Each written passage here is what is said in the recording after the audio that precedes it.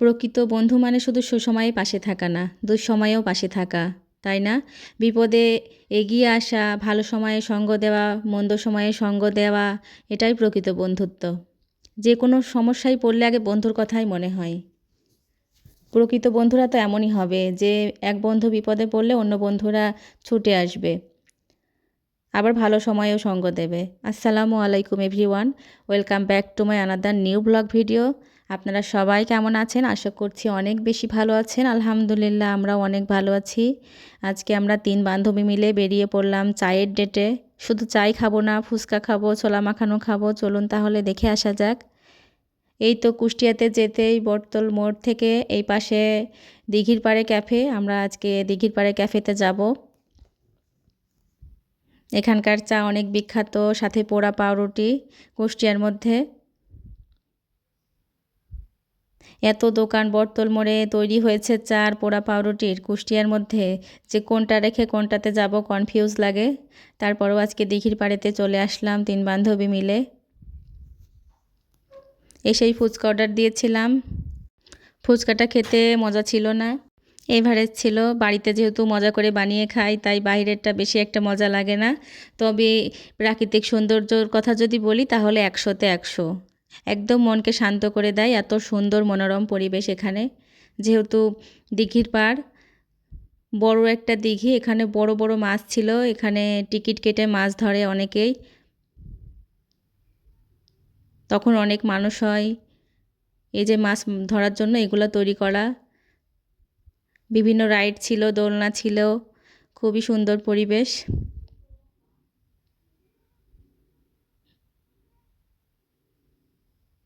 এই তো আমরা একটাতে বসে পড়লাম এখানে 3 জন। আর এগুলা খেজুর গাছ ছিল, এগুলা শীতের সময় আসলে এখানে খেজুরের গুড় তৈরি হয় একদম খাঁটি, অনেক সুন্দর লাগে তখন। আমরা ফুচকা অর্ডার দিয়েছিলাম, তখন একটু ভিডিও ক্লিপস নিচ্ছিলাম এনার। এখানে শুধু ঝাল টক ছিল, তারপরেও মজা ছিল না। আমি যেহেতু বাড়িতে মিষ্টি টক বানিয়ে খাই, বাড়িরটাই মজা লাগে। তারপরেও খেলাম, যেহেতু গিয়েছি ঘুরতে, খেতে তো কিছু হবেই।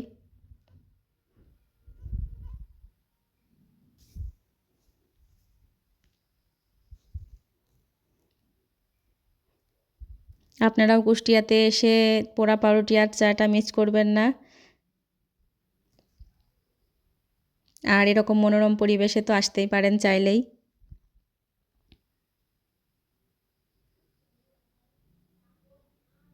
এই আঙ্কেলটা ফুচকা বানাচ্ছিল, আমি একটু ভিডিও নিচ্ছিলাম। এই যে এই দুইটা আমাদের জন্যই তৈরি হচ্ছে।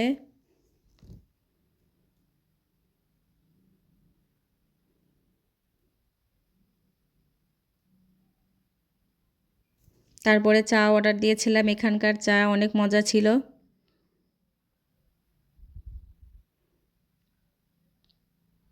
এখানে সিরিয়াল দেয়া লাগে চা ফুচকা খাওয়ার জন্য। আসলে এটা খুবই বোরিং, কারণ সিরিয়ালে অনেকক্ষণ বসেছিলাম, যেহেতু অনেক মানুষ ছিল। আমরা যেহেতু আগে আগে গিয়েছি, তারপরেও এখানে সিরিয়ালে দাঁড়ানো লেগেছে খাওয়ার জন্য। আর বিকালবেলা তো সিরিয়াল পেতামই না আমরা, তারপরেও আমরা পেয়েছি। এই তো বসে দোলনাতে বসেছিল 2 জন, আমি ভিডিও নিচ্ছিলাম। আর চারিদিকে এত সুন্দর পরিবেশ, মাশাআল্লাহ।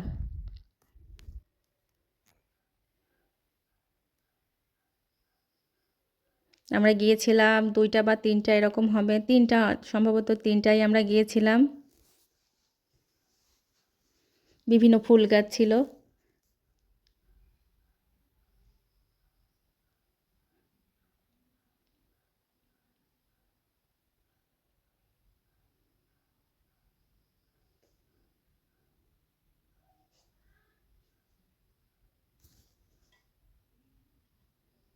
এরকম মনোরম পরিবেশে 1 কাপ চা হলে আর কি লাগে, তাই না? কিন্তু চা খেতে হলে এই তো এই যে টিকিট নেওয়া লাগে। এই যে আমরা টিকিট নিয়ে নিলাম আর একটু নিচ্ছিলাম ভিডিও চায়ের। অনেক দুধ একসাথে জাল করছিল।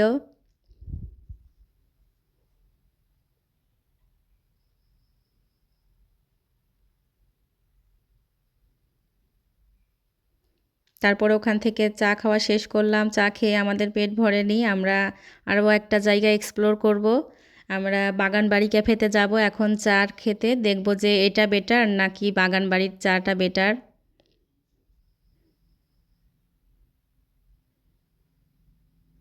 এই যে 3 জন মিলে বেরিয়ে পড়লাম বাগানবাড়ি ক্যাফের উদ্দেশ্যে। এই মাঠের মধ্যে যে এত ক্যাফে, চলুন আপনাদেরকে দেখাই।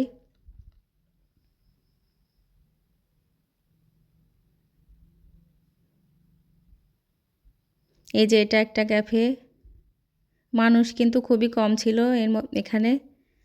এখানে চটপটি, ফুচকা, চা, পোড়া পাউরুটি এগুলাই আছে। এটা বটমূল ক্যাফে, এটাতেও সেম খাবার। এটার পরিবেশটা একটু সুন্দর ছিল। আর এখন আমরা যাচ্ছি বাগানবাড়ি ক্যাফেতে।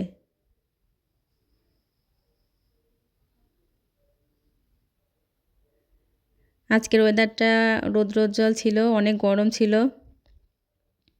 এই যে অনেকেই বসে খাচ্ছিল।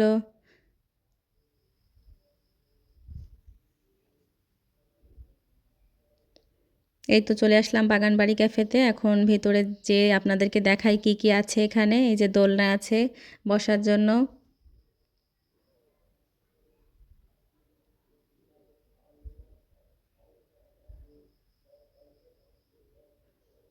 এখানের খাবার কেমন লাগবে জানি না, তবে এখানের পরিবেশ আপনাদেরকে অনেক ভালো লাগবে, এটা ইনশিওর করতে পারি।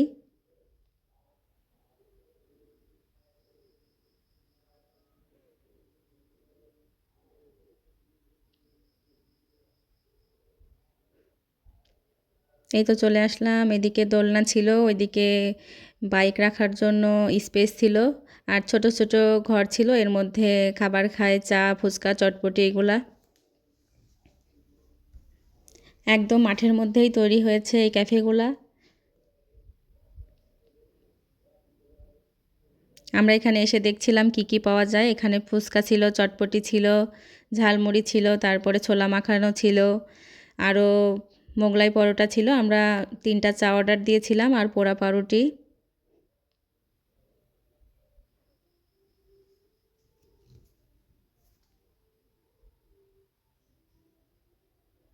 আমাদের চাটা এত জঘন্য ছিল, মানে একেবারেই বাজে ছিল, খেতে পারিনি। এখানকার চা, বাগানবাড়ি ক্যাফের চা যে এত জঘন্য হয়, আসলে খাবারের জিনিস এভাবে বলা ঠিক না, তবে আমরা কিছুই খেতে পারিনি, একদম নোংরা ছিল চাটা।